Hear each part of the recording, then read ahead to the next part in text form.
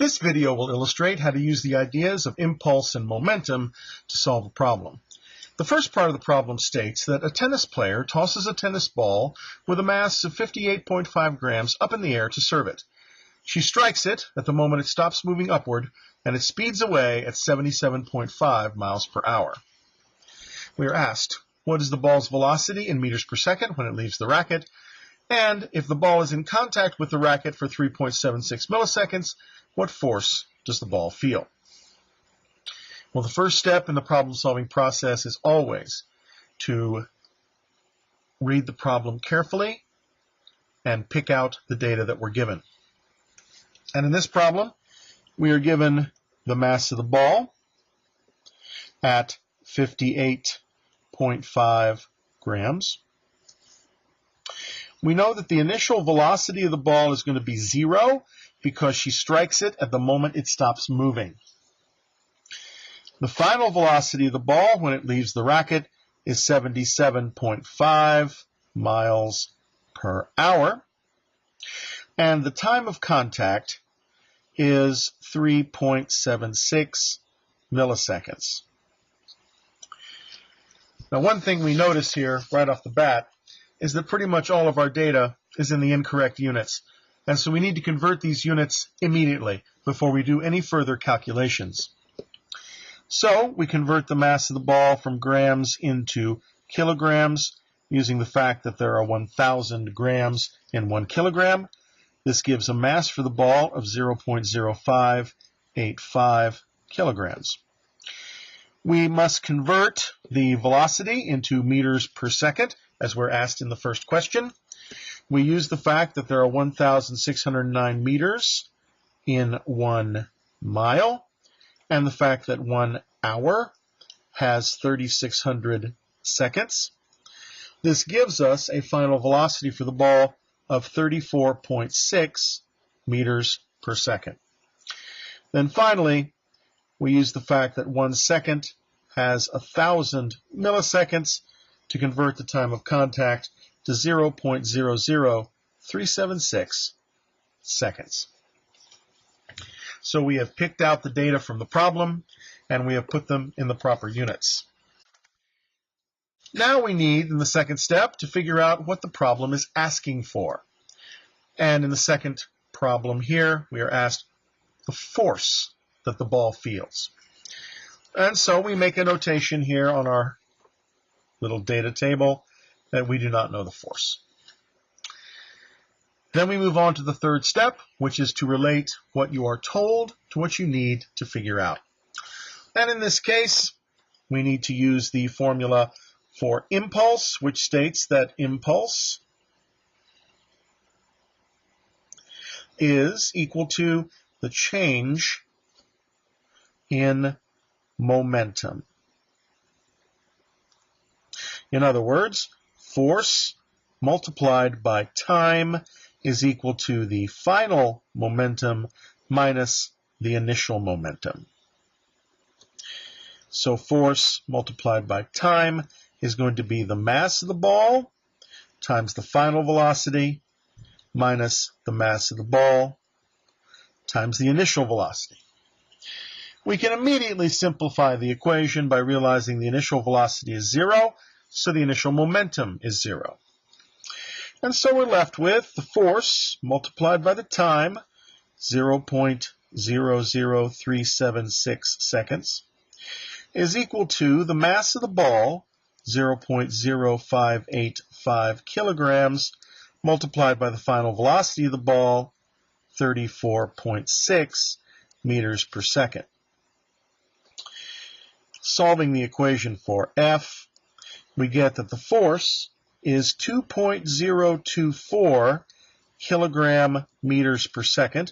Notice the odd units for momentum, divided by 0.00376 seconds. That gives us a force of 555 newtons. To 3 significant figures. Notice the units here, kilogram meters per second divided by seconds becomes kilogram meters per second squared, which is a Newton. Going to the second part of the problem, we say air resistance reduces the ball's speed to 62.7 miles per hour by the time it reaches the opponent. The opponent strikes the ball and sends it back along the same line at 70.1 miles per hour. This time, the ball is in contact with the racket for 4.25 milliseconds. And we're asked, how much force does the ball feel this time? Well, some of our data have changed. The mass of the ball remains the same, of course. The mass of the ball is still 0.0585 kilograms. But now the initial velocity has become 62.7 miles per hour, and the final velocity is negative 70.1 miles per hour. Notice we have assigned a negative sign to the final velocity because V naught is going to be toward the tennis player, and then V final is going to be away from the tennis player. Velocity is a vector quantity. Just like momentum, it has direction, and we tell that direction by saying the incoming velocity is positive and the outgoing velocity is then going to be negative. Doing our unit conversion with these data, we can change the miles into meters and the hours into seconds. So we discover that the initial velocity is 28.0 meters per second to 3 significant figures, and the outgoing velocity, converting by a similar process, we discover to be negative 31.3 meters per second. Putting the negative sign there, recognizing that the outgoing velocity is in the opposite direction of the incoming velocity, is a vital part of this problem. So now we can calculate the initial velocity by taking the mass of the ball times the initial velocity to get the initial momentum. That's 0.0585 times 28.0, and that gives us an initial velocity of 1.638 kilogram meters per second. Similarly, the final velocity is the mass of the ball times the final velocity, which is 0.0585 times negative 31.3 meters per second, which gives us a final momentum of negative 1.831 kilogram meters per second. Again, the negative sign indicating that the final momentum is in the opposite direction of the initial momentum. Now we calculate our change in momentum, which is P final minus P initial. That's negative 1.831 minus 1.638. That gives us a change in momentum of negative 3.469 kilogram meters per second.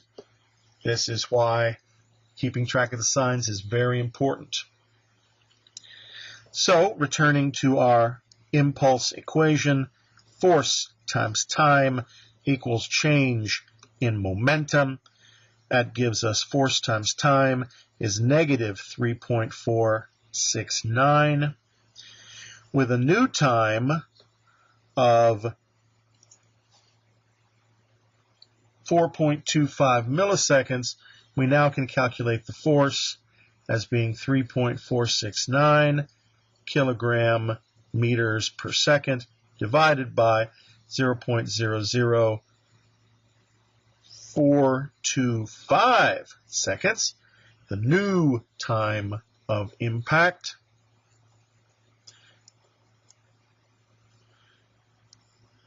and that gives us an impact force of 816 newtons. Notice the tennis ball feels a lot more force on this return shot than it did on the serve, because in addition to changing the size of the momentum, we also changed the direction of the momentum. Changing both the size and the direction of momentum requires a much greater force. Let me also note that these are the forces felt by the ball. The force exerted by the tennis player in both cases is going to be higher than this, because the tennis player is not only striking the ball, the tennis player also has to move the racket. And moving the racket requires force as well. So the actual force exerted by the tennis player is going to be greater in both cases. These are the forces felt by the tennis ball.